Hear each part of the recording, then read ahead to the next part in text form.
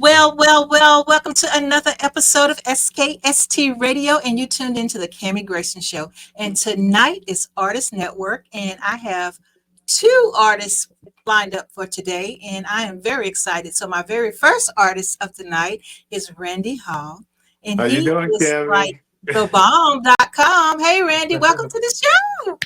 Thanks for having me, Kami. It's a blessing. Thank you so much. And I love that intro, by the way. That was Oh, well, thank incredible. Yeah, you. very nice. Very nice. So, Randy, tell people who you are and what you do.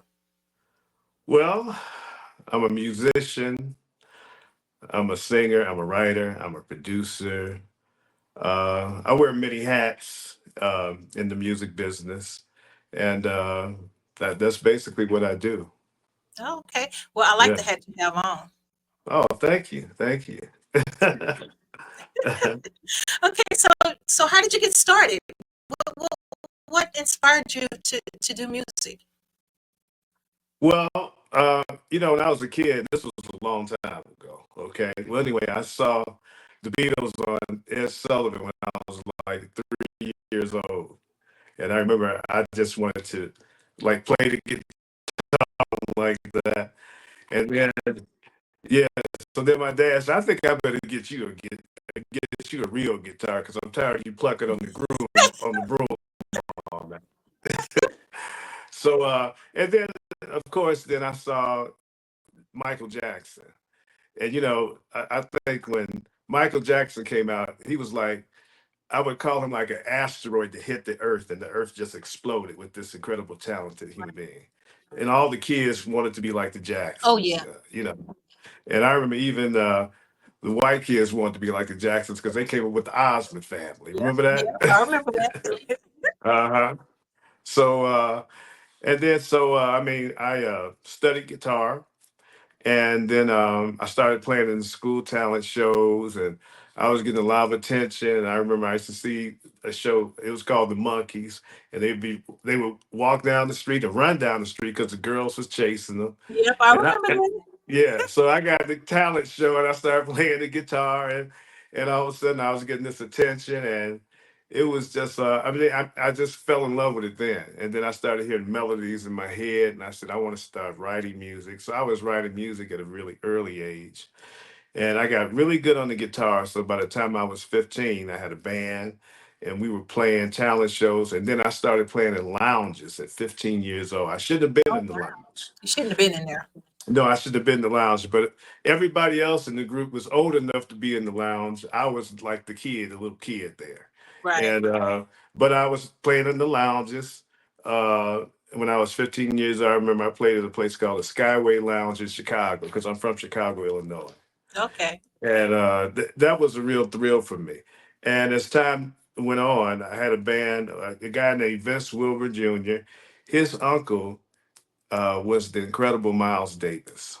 Okay. Wow. And so, yeah, so uh Miles' sister, Vince's mother, would take the phone, and in those days we didn't have no cell phone, Right. and we were in the basement playing. But she had one of these phones that had like a cord that had to be 100 feet long. Stretched. And yeah, and she would take that thing down the stairs and play, and Miles would listen to us, and then he would give us pointers, on what to play and how to play, and we got better and better. And then one day we got a call from Miles that he wanted us to come to New York and come to Sony Records and record an album. So we go to New York, and we're in Miles's basement rehearsing, and Miles said, I think I want y'all to be on my record. Oh wow. So yeah, so we ended up being on his record, and we did his comeback album. He had retired from music, and he Hmm. came back with this record. It was called The Man with the Horn. And we did the record, and at that time, like the jazz world went crazy because this was Miles Davis coming back. And the album came out, and on one song I sang, and he had never had like a vocalist on his Oh, okay. music. And also too, it was an R&B record. So it was the first time he was on the R&B charts, and he was on R&B radio. He was always on jazz radio. Mhm. And the record exploded. Next thing I know, I was meeting everybody from Santana. I mean, just all the musicians, Roberta Flack. I mean, they all became friends of mine. And then from there, that's where I met all the other great jazz musicians that I worked, wrote songs for, like Ramsey Lewis, Dave Koz. Well, he Wow. would be more current. Dave Koz. We Mhm. was other jazz musicians. Diana Ross, I met through being with Miles. So just, Yeah. so it was a lot. Yeah. Yeah. So, and from then I got my own, I met the management company. The management company was Cavallo, Ruffalo, and Fagnoli. And they managed Prince. And Okay. they managed The Time, and they managed Sheila E. and Earth, Wind, and Fire. And the managers, they saw that my record was doing great. And they was like, who is this young guy? He's on Miles Davis record and he's getting all this promotion. And who is he? And they got in contact with me and they said they would like to manage me and so I could do my own record. And so I said, hey, I mean, if you Prince's manager, you can't be that bad. You must be pretty Right. good. And so they managed me, and they thought that the guy that would be excellent to produce my record, my first record, and I guess for me to join up with and kind of learn the ropes was Ray Parker Jr. Right. And so that's how Ray Parker Jr. and I hooked up together. He was like my Wow. mentor. He was like my mentor, yeah. And it was Oh, cool. I used I was in to love me some Ray Hollywood all the Parker Jr. time. It was great. Huh? Excuse me? I said I used to love me some Ray Parker Jr. Oh yeah, yeah, yeah. That was I'm sure. the I'm Vic. sure he would like to hear that. Yeah, Ray's a really. He's a great guy. Still a great guy. He's Oh, still doing wow. it. Still touring. Yeah. And from then so in between time, I joined the group uh, called Pleasure. You ever heard the group Pleasure? We had a No. song called Glide that was a big hit on RCA Records, but I knew I was leaving because I was doing my own record. But I was Right. kind of like filling in. And then I did my own record and it took off at my single. I've been watching you, Jamie's Girl, the video, everything took off. And from then on, it's just been one thing after another musically that I've done. I mean, yeah, I've done so much. I've worked on records with Diana Ross, Roberta Flack. That's back then. And then coming up, I even uh I worked the Death Row Records for a little while. Dang, you've been everywhere. Yeah. I mean, it's so many artists and so many things that I've done. I've done music for movies. I did a movie. I did music for a movie called Soul Men with Samuel Jackson and Bernie Mac and John Legend. And I had to take them in the studio because they were singers in this movie. Mhm. Samuel Jackson and Bernie Mac, and they had to go in the studio and actually sing the songs that they put in the movie. And I tell you what was so funny I bet about that that was is that, interesting.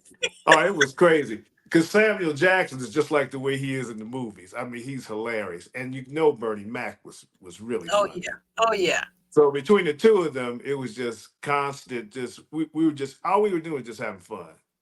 We were just having fun. So um but they were a little nervous because they Oh, had that's so never cool. because they were out of their domain singing, you know. Hmm. So they were a little nervous. But the movie came out, it did really well. They did really well in the studio. And of course, John Legend singing on the soundtrack, he was just fantastic, John Legend. So and Isaac Hayes was Wow. there working on it. Yeah, it was a great Star experience. study. Yeah. Yeah, yeah.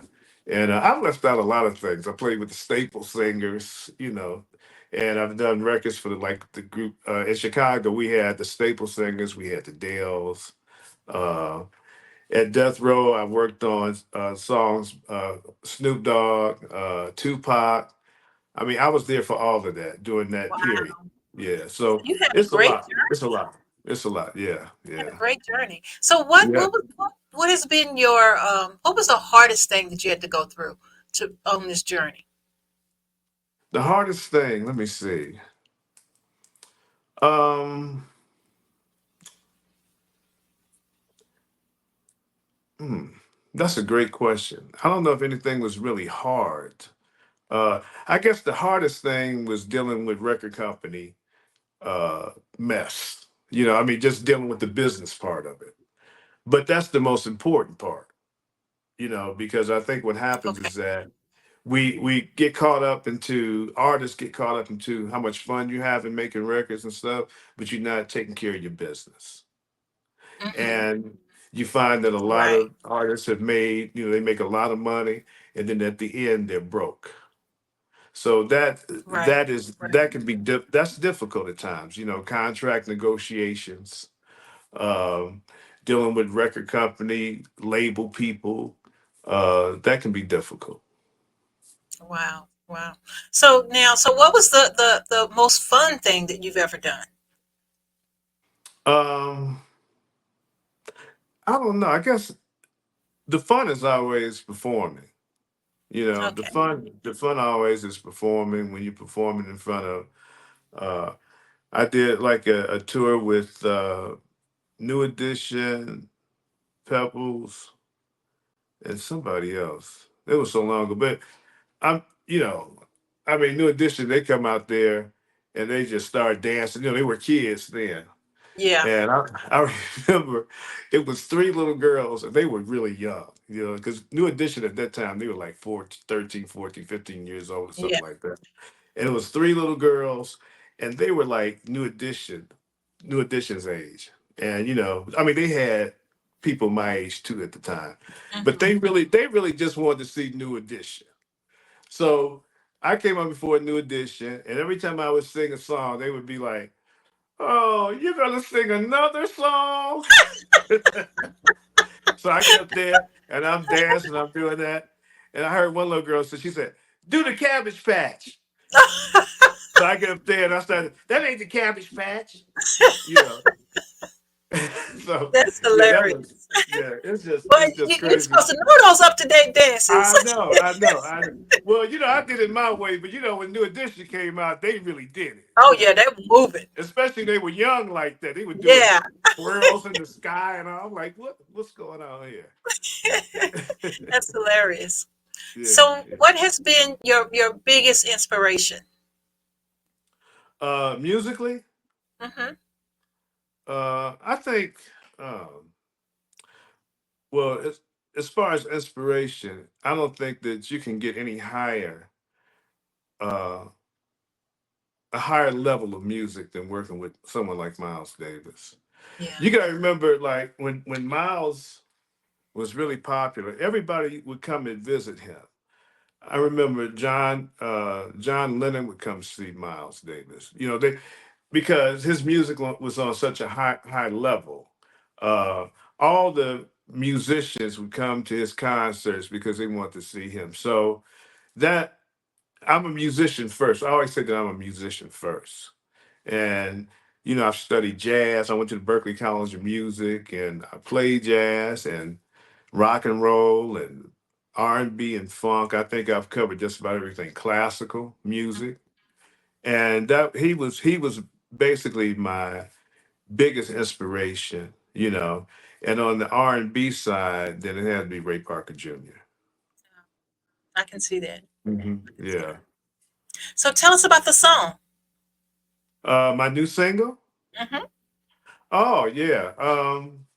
Well, the song is just a story that I guess a lot of people go through if they've ever been in a relationship with a person, and they find out that sometimes, you're happy with that person, and you're with that person, and then at times you find yourself not around that person, but it's something in that relationship that brings you back together again and again and again.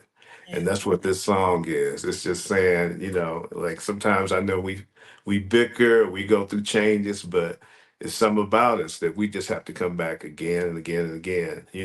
It's hard to recreate magic. And with Right. some people, you just have that magic. So you just come back together. You get upset, you leave each other, but next thing you know, you're coming back again and again and again. So that's what that song's about. I love it. Well, we have the song. Do we have permission to play it? Yes, yes, you do. I hope you do play it.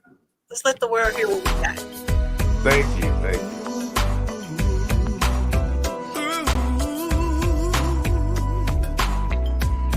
Yeah.